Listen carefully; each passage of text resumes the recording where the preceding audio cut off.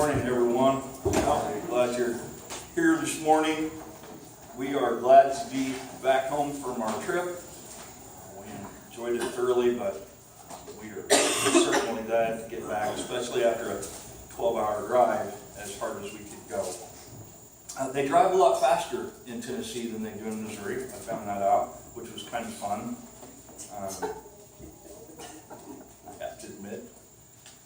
We are going to this morning try to finish up our discussion looking at the account of Jesus raising Lazarus from the grave found in John chapter 10. The last couple of weeks we've studied the introductory material in the 11th chapter, but the whole chapter is dedicated to this one event, this raising of Lazarus. However, the point of the pericope is not the resurrection of Lazarus, but rather what is understood and seen about Jesus through the miracle. We are privy to gobs of information through John's testimony. Certainly we understand that being deity, Jesus is in complete control of the timing of everything leading up to this miracle. We've talked a lot about that. He even delayed 2 days. But Jesus' humanity is clearly on display as his emotions seem to get the best of him. Almost, it seems, at an uncontrollable level. We all understand that as well. And there's so much to take away from this event, but we shouldn't lose our focus behind the great miracle. And that focus, the point of this pericope, is to give glory to the Son of Man. He will demonstrate his power over death. And through that, the Lord will divide 3 clearly drawn lines between himself and the witnesses of this awesome miracle. Even so, we will understand how this division among mankind in relation to Jesus continues to exist today, and I expect will continue to exist until his triumphal return. Excuse me. Now, last time we ended our discussion with the testimony of Martha, and it was given in response to the defining question that each person must answer in their lifetime. Do you believe this? Do you believe this? Every one of us must answer that. And this is the question behind the motive of John's entire gospel. Do you believe this? He says so himself at the end of the 20th chapter. Starting in verse 30, he says, "Now Jesus did many other signs in the presence of the disciples, which are not written in this book.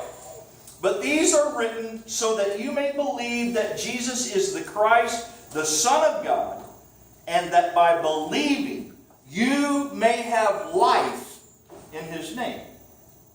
John also says in his gospel account that if everything were written down that Jesus did, the world could not contain the volumes of material that would be written.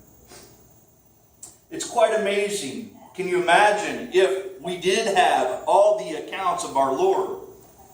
But John's entire book focuses just on 7 miracles.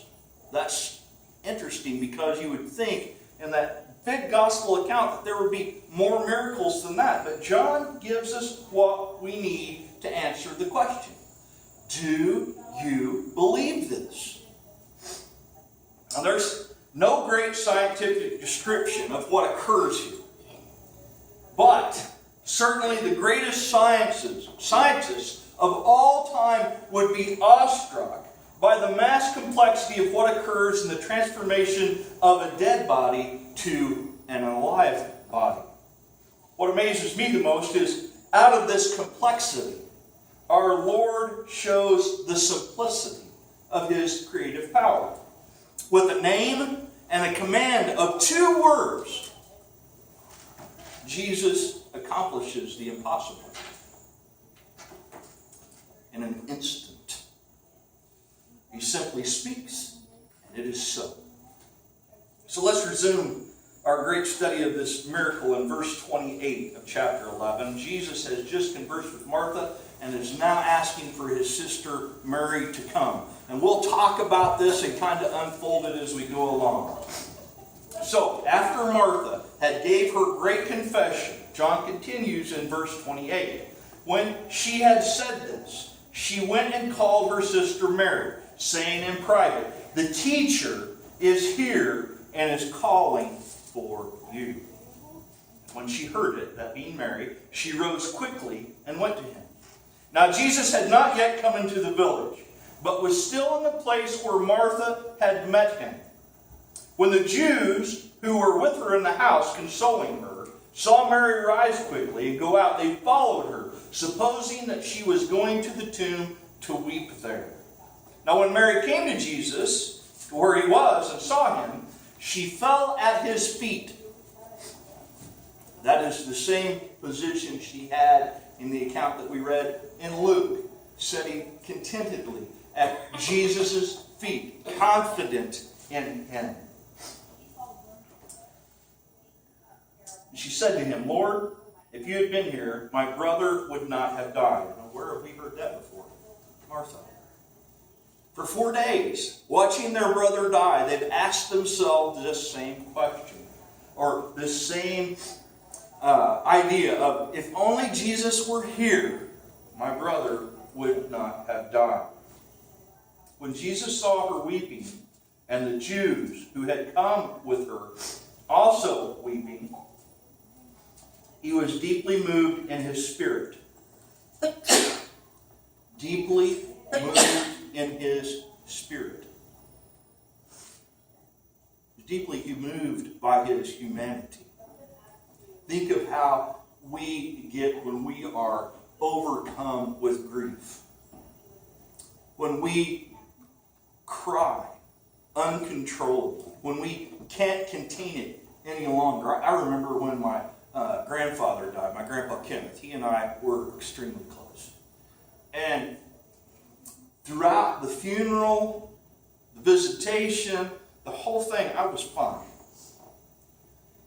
But that day that we were at Grandma's house as a family, all having supper or dinner together, I don't know what happened, but there was just a point when I was overcome.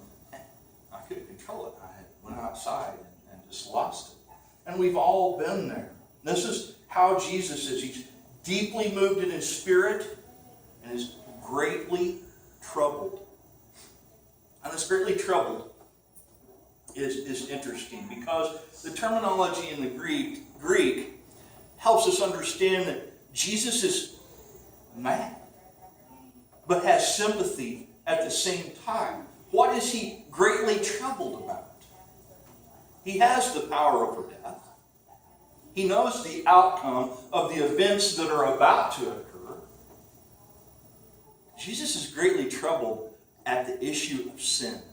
He sees the effect that it has on us as human beings. He sees the effect that it has in death, and that we all have to experience that.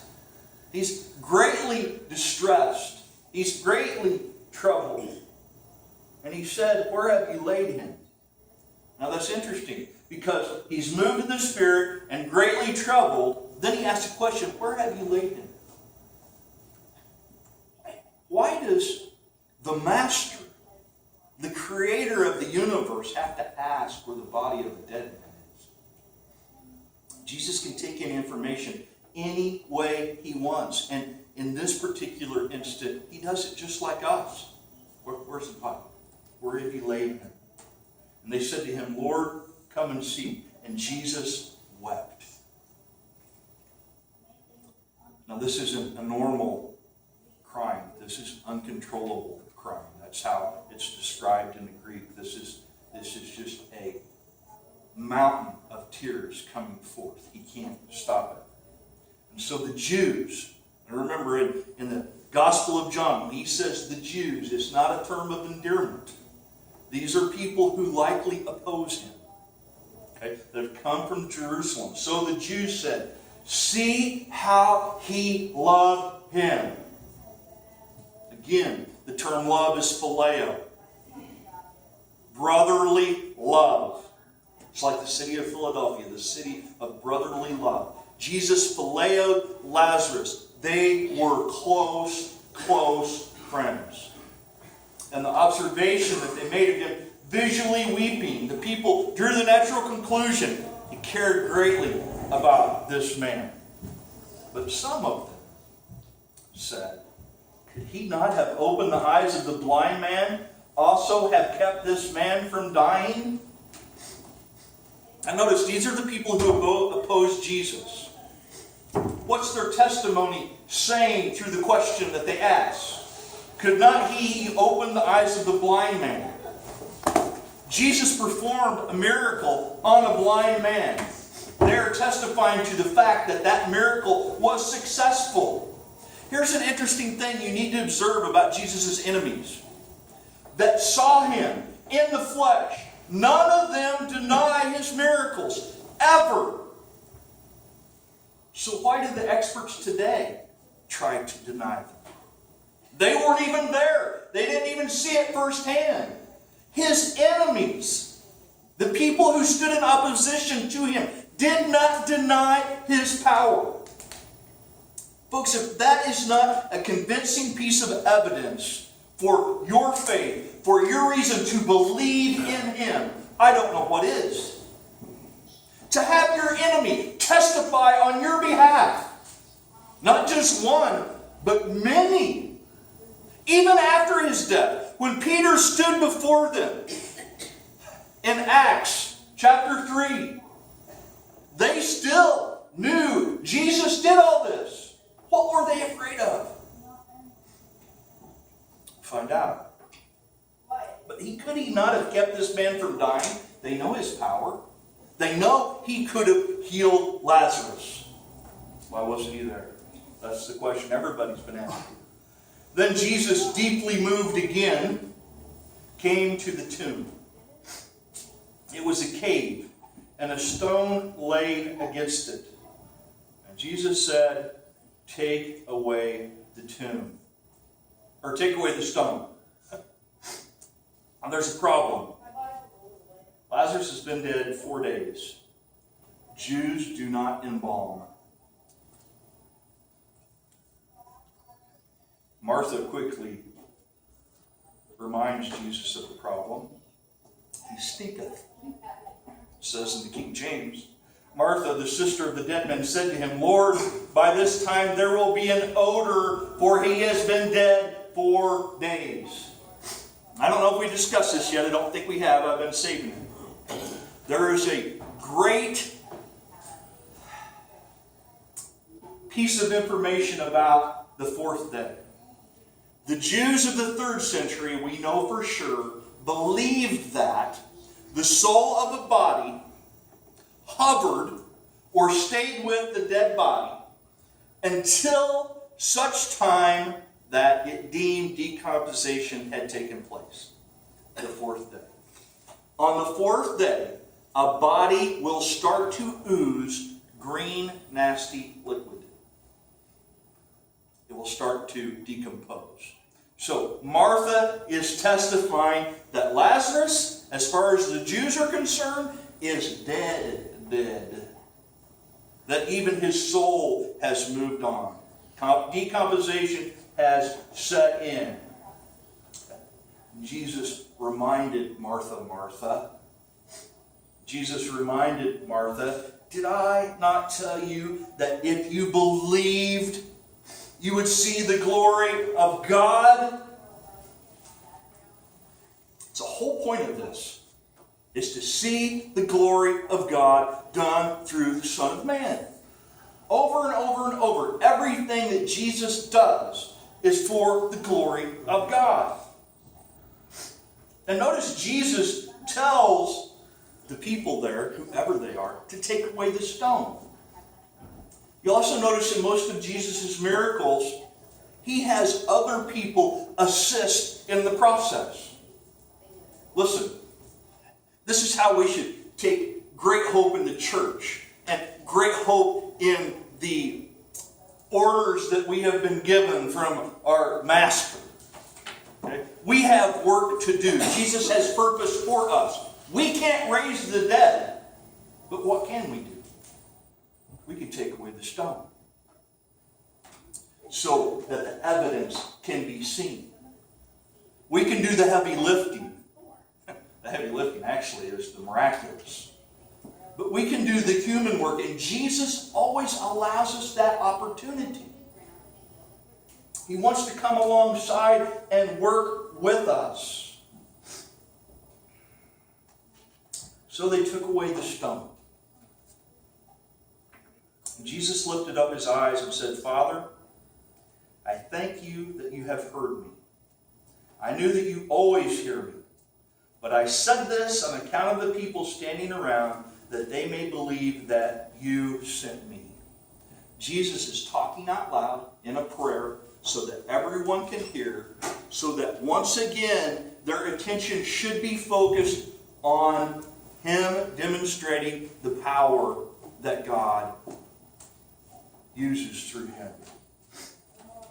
When he had said these things, he cried out with a loud voice, Lazarus, come out.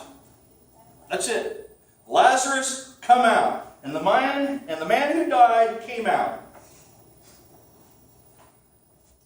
This is the greatest miracle ever performed by Jesus. Jesus says, come out. John says, the man who died came out. Shouldn't there be some fanfare? A drum roll? How simplistic. Jesus said, come out, and the man who died came out. Think about this, folks. The blood in the veins had been lifeless for 4 days. The eyes, the nerves in the eyes, the brain itself, the decomposing process, somehow, in an instant, Jesus brought all this back into life. Organs working, blood flowing, thoughts going. The ability to see, the ability to hear, the ability to taste, touch. All the senses come back in an instant. A man who died came out, his hands and feet bound with linen strips, and his face wrapped with a cloth. And Jesus again, allowing us to be part of the picture, said to them, unbind him and let him go. Now we don't have any description from John of what Lazarus said. This is the end of this section of the story. Wouldn't you like to know, Lazarus, what was it like being dead? What did you see? What did you hear? And surely those questions were asked. And how many people have near-death experiences and talk about the bright light and this and this and this? And I'm not saying what God allows and what God doesn't allow, but I want to tell you, and I want you to remember this. If testimony is given for the sake of being famous and not for the sake of the glory of God, you can pretty well be assured that it isn't valid testimony. Unbind him and let him go. How simple. Many of the Jews, therefore, again, these people that opposed Jesus, many of the Jews, therefore, who had come with Mary and seen what he did, believed in him. Here's our first group of people. Believers. The case had been presented to them. They've seen the evidence firsthand. They've been a part of this whole scenario. They've come from Jerusalem to console Mary and Martha. Now they've seen a man raise another man from the dead, and they believe in him. They are the believers. And I believe in my heart that all of you this morning believe in him, or you wouldn't be here. Okay, so I would include us all in this group, the believers. But I want to tell you, they're the minority then, and they're the minority now. They were the first group. They believed in him. But some of them, that would be those that are indifferent. They've seen the same evidence. They may believe it's true, but they're not going to believe in Jesus. They maybe believe in the miracle, but they're not going to believe in Jesus. They're not going to make him Lord. Instead, they went to the Pharisees and told them what Jesus had done. What did they tell them? Hey, Jesus raised a man from the dead. That's what they reported. And they went to the Pharisees because the Pharisees were the ones who were in control of their religion. They were the experts. They were the ones who wielded all the rules over the Jews. They were the ones who had the power and influence over the people. It's like the 595 people in elected positions who wield the power over the 300 million of us, or billion, I don't remember which, living in the United States. 595 people make the rules for all of us in this entire nation. You see what kind of power you have as people? 595. You think we've got the power to replace them all? Better believe it. Better believe it. And why are things so bad? Why are things so bad then? When people are oppressed, you can hold power over them. You can keep it. And that's what they wanted. And that's what these people, they wanted to be in good with the Pharisees. They sold their souls to the ones who would take them to hell. And they thought they were doing a good thing. That's what following false religion and false prophets will do to you. People that are Muslim, following Islam, false religion. Buddhism, Hinduism, false religions. They think it's the accurate and true one, but it's not. So the chief priests and the Pharisees gathered the council and said, testimony number 2 from the enemies, what are we to do? They're scared to death. For this man has performed many signs. They're not denying any of the miracles. They're not denying he just raised somebody from the dead. They don't know what to do. If we let him go on like this, everyone will believe in him. Now here comes the great deception. If we let him go on like this, everyone will believe in him, and the Romans will come and take away both our place and our nation. What do you mean, both our place? Their position of power. The Romans will come, take away our power, and we won't exist as a nation anymore if we let Jesus go on. Let me ask you a question. Did Jesus ever once in his ministry indicate that he was a revolutionary? That he was going to build an army? That he was going to take up the sword and overthrow Rome? Did he ever do that? No. He was humble. He was gentle. He was loving and compassionate. He never exhibited any qualities that should scare these leaders, except for the fact people loved him and they were going to follow him. So they had to make up a lie. A scenario of disaster. Ever heard that before? Ever been fed a scenario of disaster? Just watch the news. Just listen to the politicians. They'll keep you scared. They'll keep you thinking doom and gloom. See, we can't place our hope in man. To place our hope in Jesus. They killed him then. They'd kill him today. I guarantee you. One of them, Caiaphas, who's the high priest, whose father-in-law is Annas, who you would also read about later in the gospel account. It's interesting. He said, who is high priest that year? High priest was a lifetime position. It was like being nominated to the Supreme Court. It was yours till you died. God appointed you as high priest. But Caiaphas was high priest that year. And I didn't know this, but I found out in study that Josephus, the Roman historian, writes that from the time of Herod the Great to AD 70, when the temple was destroyed, there were 29 high priests.